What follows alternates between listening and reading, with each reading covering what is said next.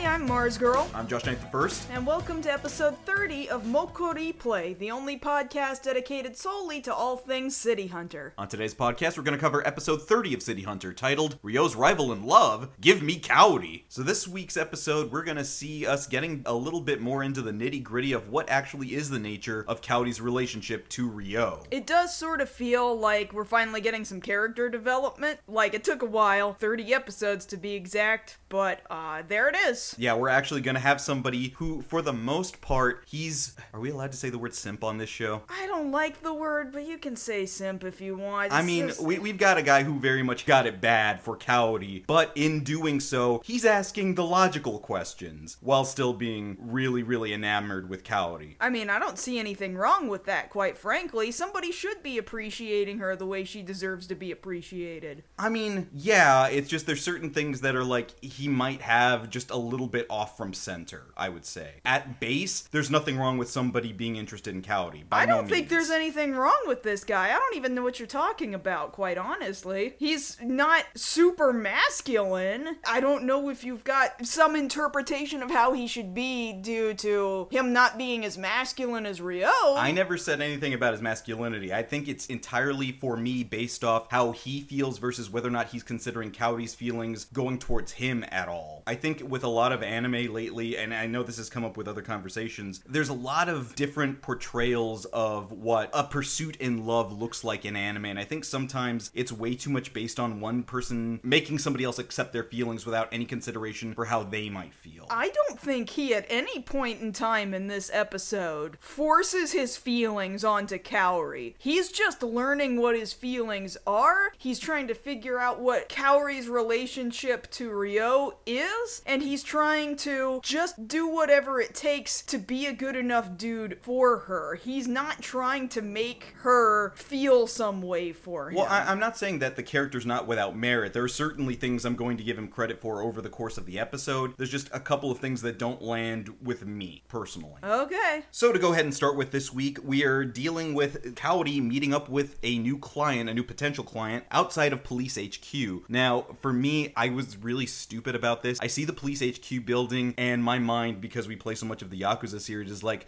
that used to be a Don Quixote, didn't it? Oh, yeah. Well, there's also other police buildings that are not right outside of Kabukicho. But I figure that if that one is real, I mean, it's not, because, okay, to explain this, in that series of games, there's a particular corner, based off a real corner there in Shinjuku, where generally speaking, there is always a Don Quixote building, which is like this kind of mini Mega Mart, for lack of a better way of putting it. It's a place you can get anything. It's a tall Japanese Walmart. Also, there is one right outside of Kabukicho, so where they placed it for years and years and years inside the Yakuza franchise is, generally speaking, kinda sorta the same place that it actually exists in real life. But at some point in time, and I think it was at around approximately Yakuza 7, Like a Dragon, they seem to have lost the license. The license, the partnership with Don Quixote, and they removed the Don Quixote from the game and instead have replaced it with a police station. And so that being prevalent in my mind, I'm like, I used to shop there, or I used to want to shop there. But that's one thing over another. So out in front of this police headquarters building, Kaori is going to meet up with their new client, who goes by the name of Shinji Gabimaru. Now, he's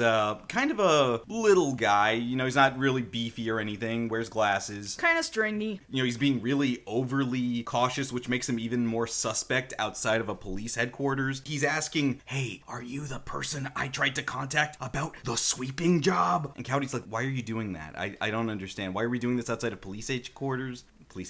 Why are we doing this outside of police headquarters? I don't understand this. I needed to give it a little bit of a break so I could tell you. I'm going to say H quarters from now on. H quarters is 100% going to be a thing that I say. H quarters. H quarters. Okay. Admittedly, this dude does not have tact. No, he has none. Because Kaori confirms, yes, I'm the person you're looking for. And then he just starts screaming, oh my god, you're the sweeper! And the cops out front are like, what's going on out here? And Kaori's like, alright, shut up, let's go, come on. But I'm in danger, and you're pretty. That doesn't make sense. You're a sweeper. It reminds me of the story I've told of a customer that I had to deal with at an old job who had a child that had no tact, where they're just out there blabbing out everybody's business into the street. I'll have to tell that story some other time, but just this kid screaming at the top of their voice of, "Hello, two-person!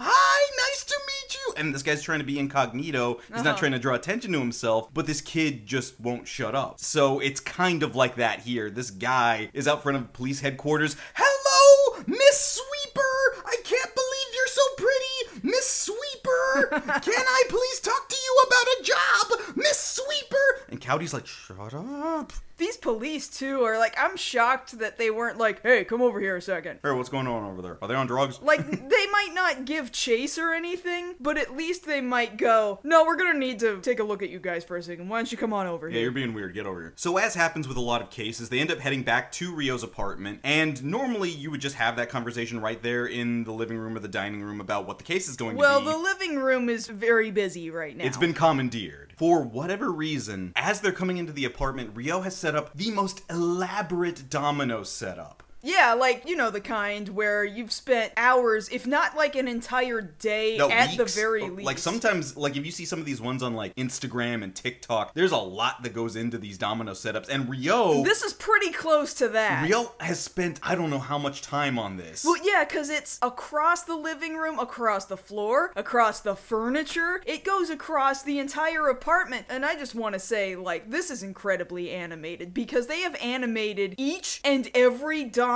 falling over. So it's wild. So as they're coming in the door, Ryo's like, wait.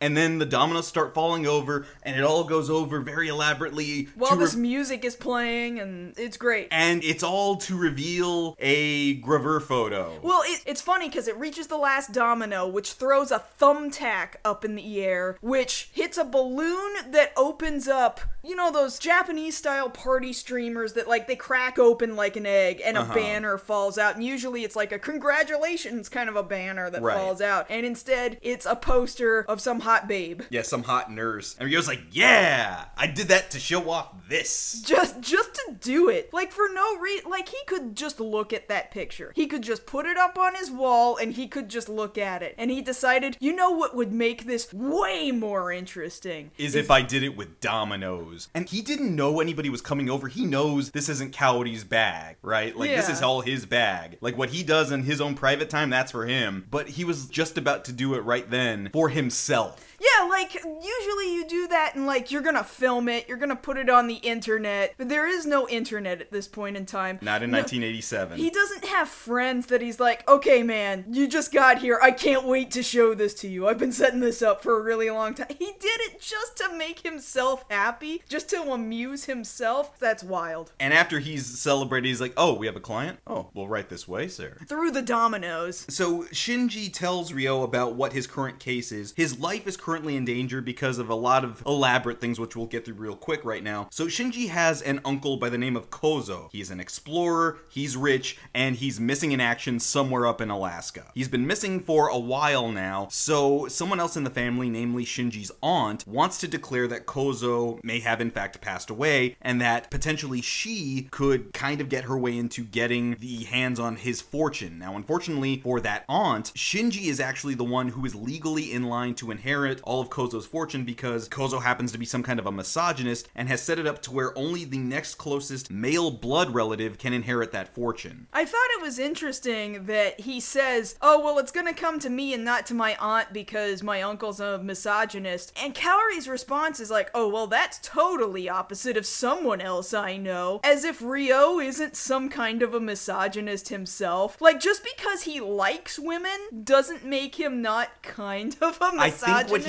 I think what she kind of meant by that is that Ryo is the type to throw money at women. Yeah, I mean, I totally get that. Like, I don't think Ryo is as strict on gender roles, but there is a kind of misogyny. It's a different misogyny. Yeah, it's a different kind of misogyny. It's a different page in the book. Yeah, exactly. And so as such, the aunt wanting to get power, trying to get this money, this funding from the uncle, she has decided to go ahead and basically bump off her nephew. Well, that's not good. Also, what is this lady's name? We don't know. We are never given her name. We don't know. She is just aunt. That's all we ever get. Cool. Now, to be fair, having described his uncle as being misogynist and rich and able to go wherever he wants, Ryo gets a little bit of jealousy in his voice of, man, I wish I was your uncle, or I wish he was my uncle, damn, I want some of that. And as he's saying this, Kaori's like wrestling with him, kind of like, oh, don't talk like that. And they're kind of playing back and forth like we've seen them do a little bit, but this draws Shinji's attention because I guess for him, as a person, he has never seen people interact this way. And so he blatantly asks, hey, so hold up a second, what are you two to each other? Now, this is the first time in this show that anybody has blatantly asked that question to the two of them. Yeah. I don't think anybody has really approached that. There was like one girl, I think, before in the past who kind of questioned it, but not nearly as direct, and we most certainly didn't stick on it for any length of time, so nobody was thinking about it real hard. No. Now, for the time being, Shinji lets that drop and is still trying to convince Ryo to take the case, and Ryo asks, well, you mentioned an aunt. Is she hot? And Shinji kind of fumbles that answer of, yeah, you could say that, maybe, yeah. Which is enough to make Ryo take the case, because he thinks, okay, that's my in. I'm gonna go for the aunt eventually. Which is weird, because she's the person he's trying to stop? But okay, I guess he's shallow enough that it doesn't matter whose side the hot lady is on. It doesn't matter. That was enough to make Ryo take the case. So that night, they have Shinji stick around for dinner, which I think is kind of weird. Like, well, if they're trying to protect him, that's not weird. Yeah, the only reason I think it's weird is because they have this massive spread for dinner. Like a 4-course meal laid out there on that picnic table they call a dining room. Well, if he's the inheritor of the fortune, maybe he spent his money on it. Oh, you know what? I don't know how I didn't even think about that. He footed the bill for dinner. We don't know. We don't actually know who spent the money on the food, but perhaps if he's like paying them, that perhaps included their dinner. And it's a lot of food. Mind you, he is not eating the food because he's so focused on everything else that's going on, especially on Kaori. He's very interested in Kaori. Ryo is there just chowing down like, hey, free food, I'm in, and he's digging in. Kaori's kind of getting him to try and calm down, not eat like a pig. They're fighting back and forth again, and now it's been brought up to Shinji's attention once again. So he asks again, very blatantly, hey, so you two, are you like girlfriend, boyfriend, like you guys are real close. I can see that. I am watching you be really familiar right now. So now they've got to dance around the subject of, well, what is their relationship? And they're kind of looking at each other like, well, we wouldn't be dating each other, But at the same time, Ryo is like, no, trust me. I am not in a romantic relationship with this person, but I am everything else to her. I am her mother and her father and her sister and her brother and her... we're just partners. We're just sweepers. We're just two dudes being guys as far as we're concerned. And immediately Shinji challenges that like, but why are you defending yourself so hard? Why are you getting so defensive? What's up with that? I'm looking at you. Like, at least there's logic in Shinji questioning it even then, like, well, why are you fighting against it so hard? This is why I'm saying I think you had Shinji pegged all wrong at the beginning of this podcast, because I don't think he would try to pursue Kaori if he thought that she was already taken and that Ryo was in a relationship with her. Well, right now is not the issue. I don't have an issue with him right here. Okay. But he is starting to push in a little bit, because he hasn't outright said it yet. He's going to, but he's kind of already laying his cards on the table like, but you guys are so close to each other familiarly, like you're touching each other and you're up in each other's faces and you live in the same building? What's going on? What's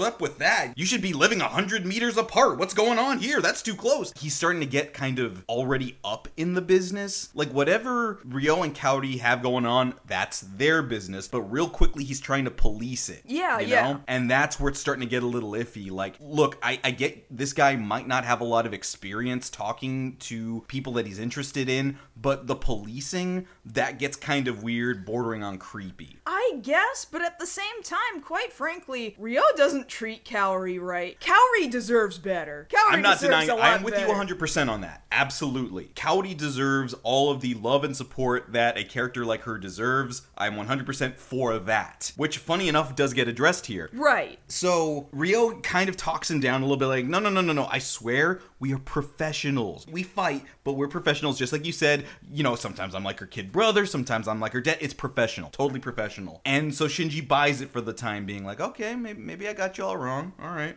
So I guess in the spirit of making sure he's safe, he's also going to stay the night at the apartment. I think that makes sense. This is not the first time that has happened. It's just the first time a dude has done it. Okay, so getting into kind of the creepy stuff. So Kaori goes to make up, I guess, the guest room for him. And she's like, all right, I got it all laid out for you. Have a good night. And as she's leaving, Shinji blatantly gets a sniff out of her hair and is like, oh my god, that smells so nice. Well, you know, it's interesting. He says to her, hey, your hair smells nice. And she just takes it as a compliment, and she doesn't even think twice about it. She's just like, oh, really? Well, thank you. It's just shampoo. And just kind of leaves. Like, she's not creeped out by it. And quite honestly, he doesn't really push it that much harder. Yeah, but like... It is weird. Like, but generally speaking, as a woman, if some dude, like, you're just doing regular stuff, just comes up and says, hey, I smelled your hair, it's nice, that's gonna be a little weird.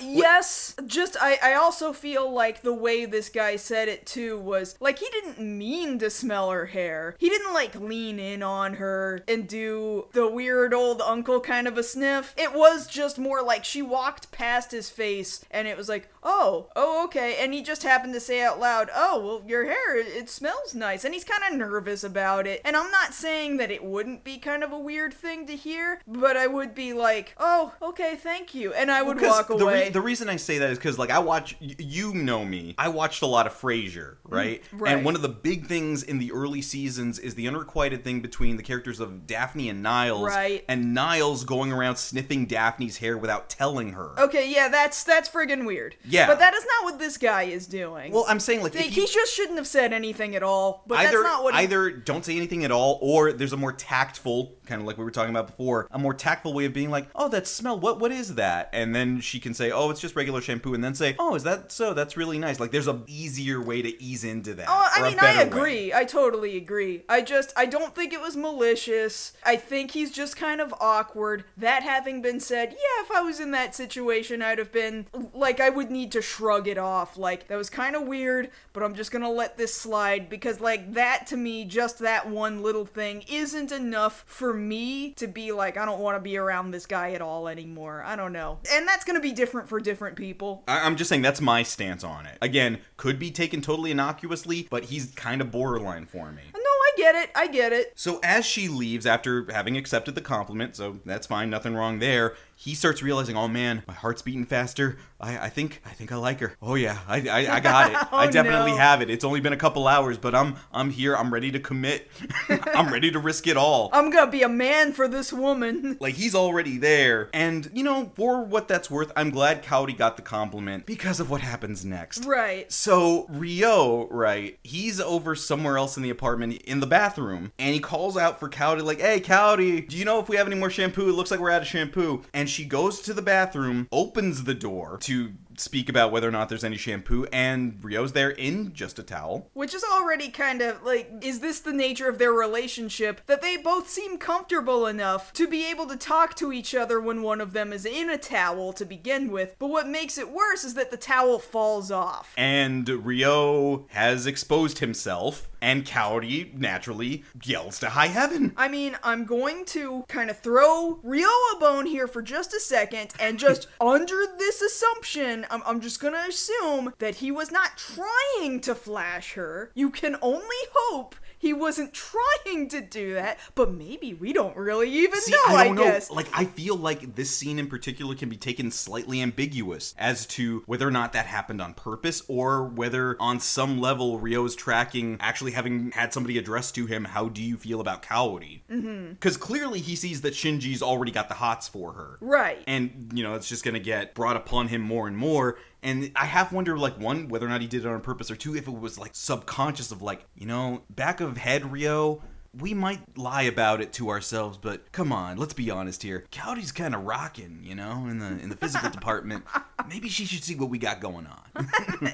Which, don't do that, Ryo. Yeah, don't do that. Men don't do that. Men don't do that, but Ryo has done that. Also, just people. People don't do that. So, Kaori's yelling, Shinji comes running all across the apartment, like he was on the opposite side of the apartment, runs all the way over there. What I think is weird, and I don't know whether or not it's shock or what, but Kaori didn't avert her eyes. She's still looking at Ryo when Shinji shows up. You know how there's a fight or flight kind of a reaction? Actually, there is a third reaction. Which is freeze. And that third reaction is freeze, and a lot of people don't get told that part. Yeah. And I'm going to assume that's what that was. Like, oh my god, this thing is in front of me, and I only can't look away because I am so in shock that it's even there. Now, I remember when we watched this episode the first time, and I figured, okay, that's what it was.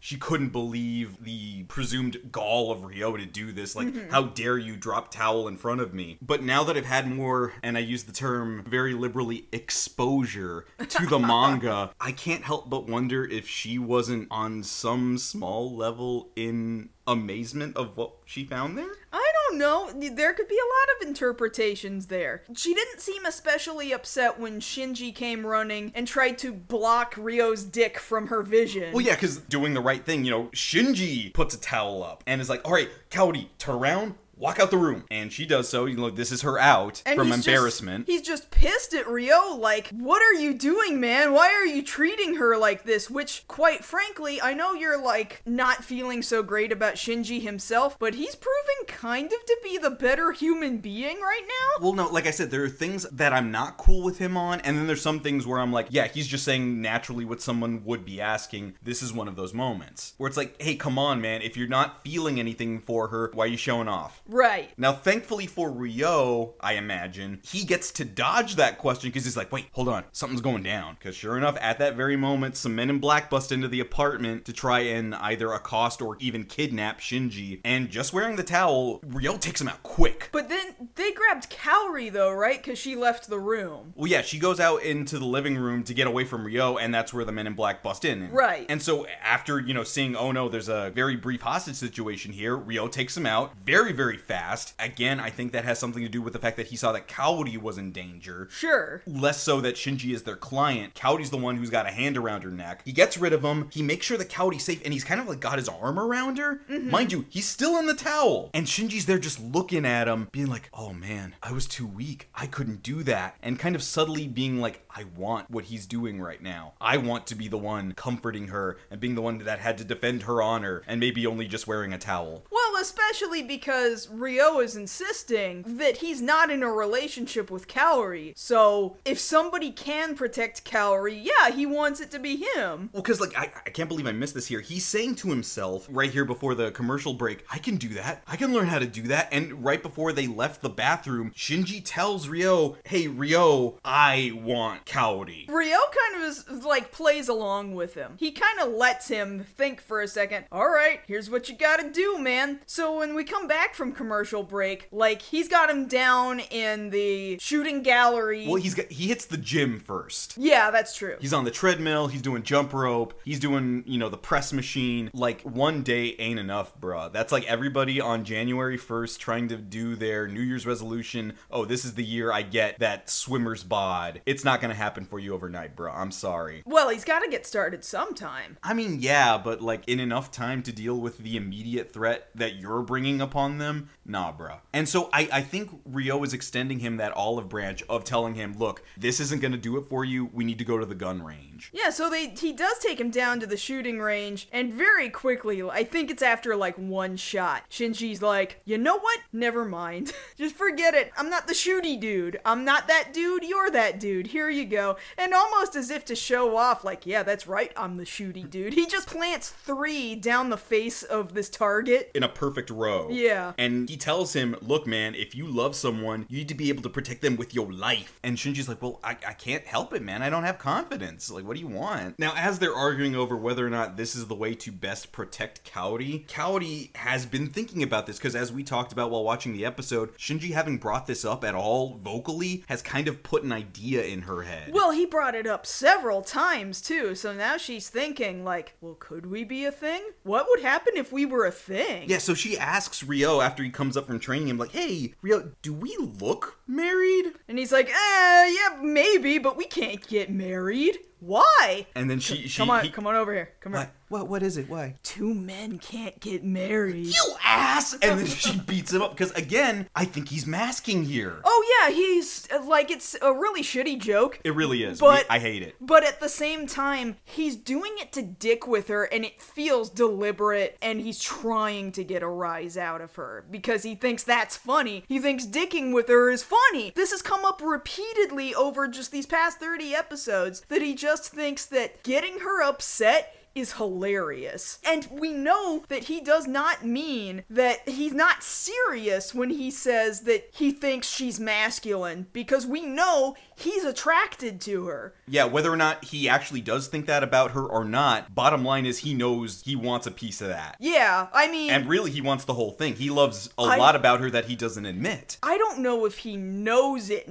yet. Some part of him knows it. Some part of it... I would bet money by this point some part of him knows it. Some part of him might know, but he's keeping it so repressed that he's probably not figured out the words to what it is that he's feeling. Well, maybe there's something to that, because maybe it's manifesting, subconsciously, which we'll get into here in just a second. So off to the side, Shinji's, toweling off, showering off from having worked out, trying to figure out how to get more buff to be like Ryo, even physically. Like, he's much more of an impressive character. He's got more of a chiseled cut to him. He's there measuring his bust, like, did I get any gains today? No? Oh, damn. And he's there, with his shirt off, looking really pathetic. And Kaori comes in on him while he's got his shirt off, and he gets all embarrassed, which I get. I used to be that guy. Yeah. I used to be real scrawny like that. So if anybody saw me like that, I did everything I could to make sure nobody, especially somebody of the opposite sex, saw me with my shirt off. So I get that. I know where that guy's coming from there. So Kaori talks to him about, the goings-on that have just happened, and Shinji gets,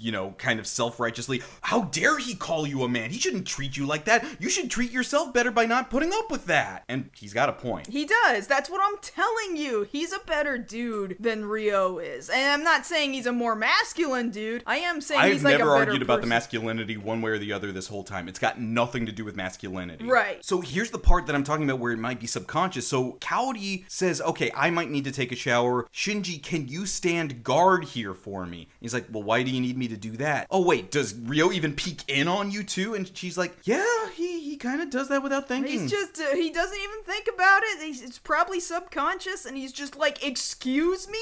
And he decides he needs to have words with Ryo right this second. So here's the thing about that. This is the first time we're hearing about that being a thing, because before, it's already been established that Ryo probably has some kind of a fetish for lingerie, because he keeps nicking it from wherever he is, from a lingerie store. He's stolen it from Kaori before. Yeah, he was peeping on her lingerie before he even knew what she looked like. Well, even after he knew what she looked like too. He took her lingerie and started wearing it on his head. But mind you, this seemed to be a character trait of his before he even met her. So that's one thing. But now going to the extent of, without any sort of permission, any sort of consent, peeping in on her, one, that's not cool, of course, but two, what does that say about what he actually thinks of her? Can he not get past how attracted to her he is physically? Right. And then beyond that, what are the implications of, what if it's deeper than that? I mean, surely this means it's deeper than that. You would think. So yeah, you're right, Shinji has to go have words with Ryo right now, and he goes running up to him, hey, Ryo, right now, how do you feel about her? He's like,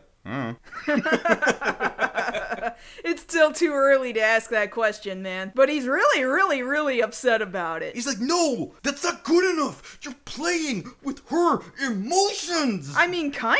He's kinda right. I mean, in so much as somebody in this particular situation where you had to take in somebody's kid sister because her older brother got nicked off and he told her not to hit on said kid sister, and now he might be developing feelings, then yeah. Yeah, like, that's a whole lot to lay on a person, though. Like, you're not gonna just explain to this guy that you just met, oh, well, see, what had happened was, I originally was working with her brother, but her brother died, and I sort of took her in, and she started doing his job. In his place. In his place, and he told me, hey, man, lay off my sister, but I don't know, man, I might be feeling a way for her, and I can't touch her, and I don't know what I'm supposed to do about it. He's not gonna have that conversation with this Shinji's not privy to that information. Exactly. He doesn't need to be told that information. That's none of his business. That's what I'm telling you. Yeah, we're agreeing. And so Shinji's like, I don't need your help. I'm leaving. And I guess it must have taken him a really long time to do that because it's nighttime. He's leaving out the front door with his bag of stuff that he's brought with him. Mind you, Kaori's there in the living room working on her snub-nosed revolver that is her gun, which if I'm not mistaken used to be Makimura's gun. Maybe. I don't really know that we have enough details to be able to prove that, but you did do the research on what this weapon is, because in a later shot in the episode, we see on the barrel of the gun the exact model of gun this specifically, it's a .357 Magnum Lawman Mark III, which is a weapon that was made from the mid to late 60s up until 1983. And looking into it, it looks like the specific model that Kaori is brandishing there looks to be from about the mid 70s. And so, as the name kind of indicates, Lawman, it was kind of standard police issue. It's a pretty straight shooter, but being a .357, that thing's still got a lot of recoil and it still packs a wallop. Which is why anytime you see her firing it, she just has no control over it. She's way too weak to be able to handle the power that she's got. Yeah, because it's not a small arm. You know, it's 44 mag rounds, so that thing is still kind of a little bit of a hand cannon. Right. Like, it's small enough for her to be able to hold. Firing is a different beast. Yeah, that's a whole nother ball game there. But as they're out in front of the apartment, you know, Kaori's trying to convince Shinji, come on, don't go. You know, I know Ryo's a dick, but he's good at what he does. Then the Men in Black roll up again, and then just kind of yank him into the car. The both of them. And poor Shinji, dude, there was nothing he could do about it. He's too pathetic and weak to be able to put up any fight at all whatsoever, so he couldn't protect Kaori, because he also couldn't protect himself. They're both in the backseat of this car now. So luckily for them, Ryo saw this happen, and he, you know, follows them all the way to the mansion where they're being kept, which I can only assume belongs to Shinji's uncle Kozo. And it's a big old place, sprawling mansion, it's got a lot of hunting trophies and all this stuff from his adventures around the world. Ton of armed guards. And so he gets to the room just outside of where Shinji's being kept under duress with a bunch of armed guards. And we get to see Shinji's aunt for the first time. And she's older.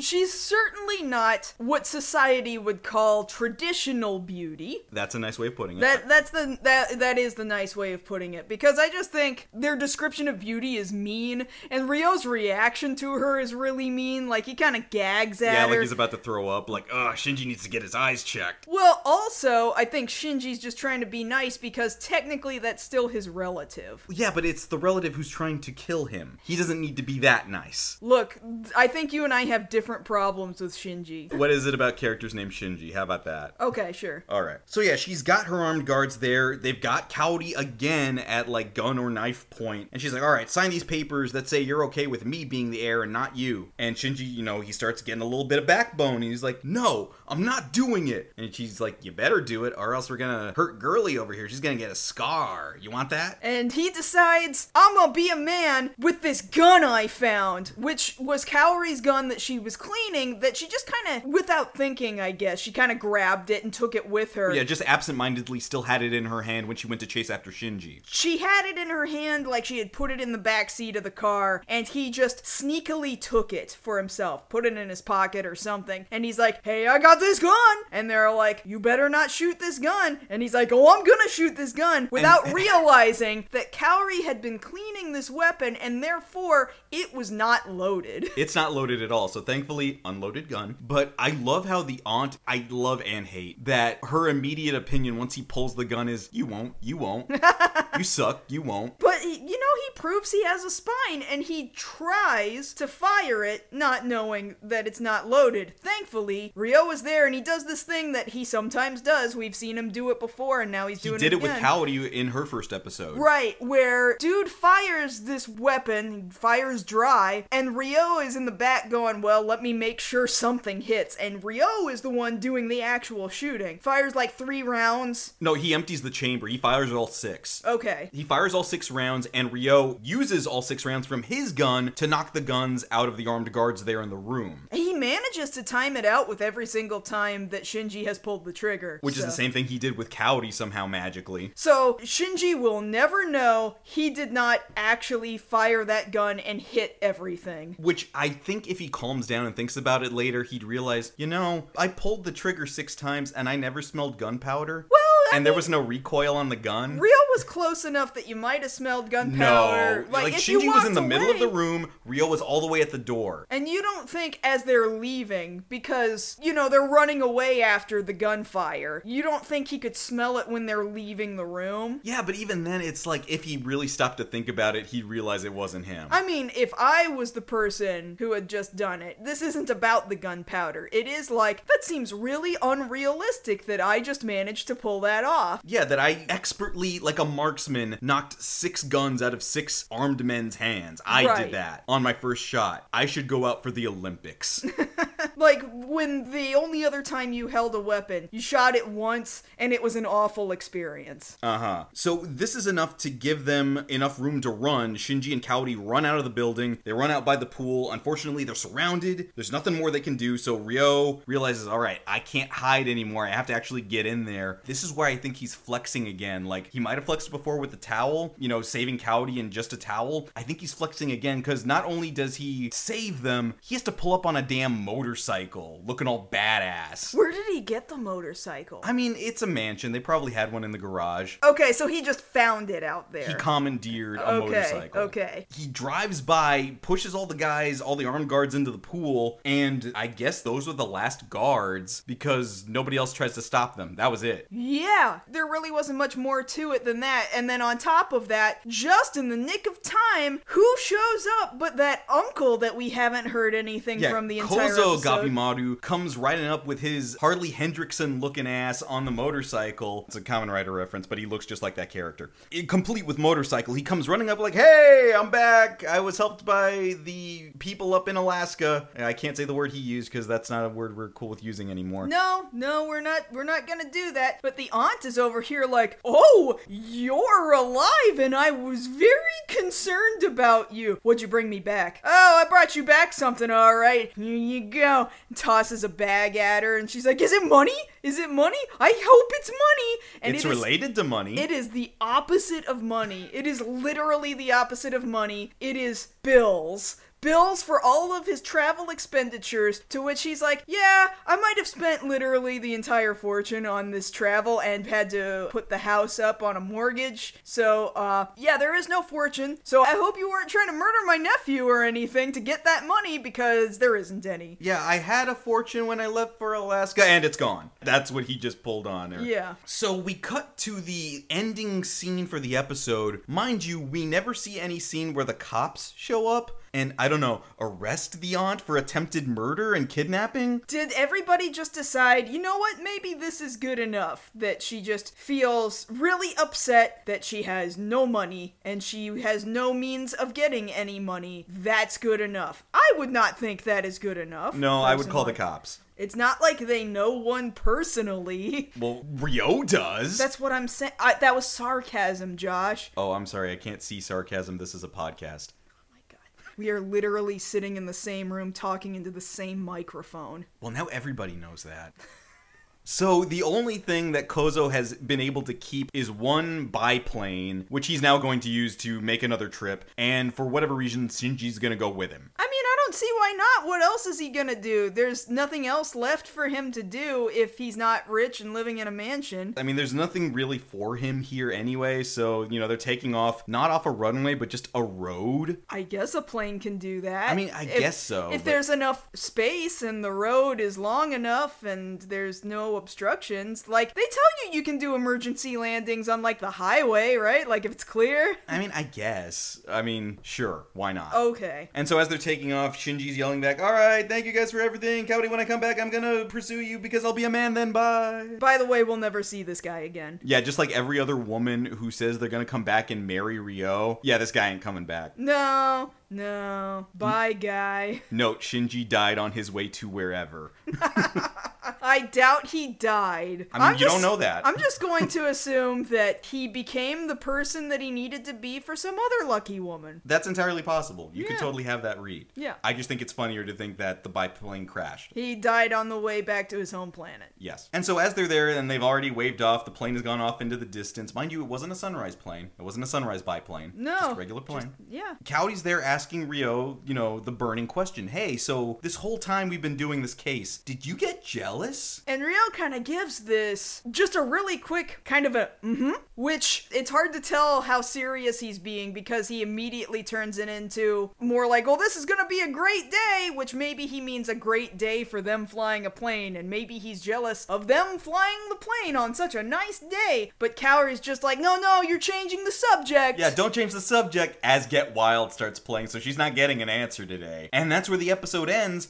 But yeah, it's kind of that weird sort of thing of Ryo said, as far as the subtitles are concerned, sure. He just went, which in Japanese is kind of an an affirmative answer. Yeah. But yeah, you're right. We don't know what he's saying to. It could be to, man, I wish I could have gone on that trip. Just like he was saying earlier, man, I wish that guy was my uncle. Which I think that could have been his way of being honest, but also very quickly turning it around so that she's not really sure. Well, yeah, because the best lies are based in some kind of truth. Right. Because if she's asking, are you jealous? Were you jealous? He's not lying when he says, sure. It's just in what manner is he allowing himself to tell some of the truth. Right. He let a little bit of it slip, but he had to get around it really, really fast And that nobody really knows. Because if this was happening in reality, you imagine they're on some hill somewhere. They are not in the Tokyo metropolitan area at all right now. No, they're probably a hair north, maybe outside of Nerima. And so you imagine, had that scene ended in reality, we'd have to see that entire uncomfortable ride back in the Mini Cooper of Kaori just staring daggers into him while Ryo's just there blissfully smiling, not thinking about anything. And Kaori's like,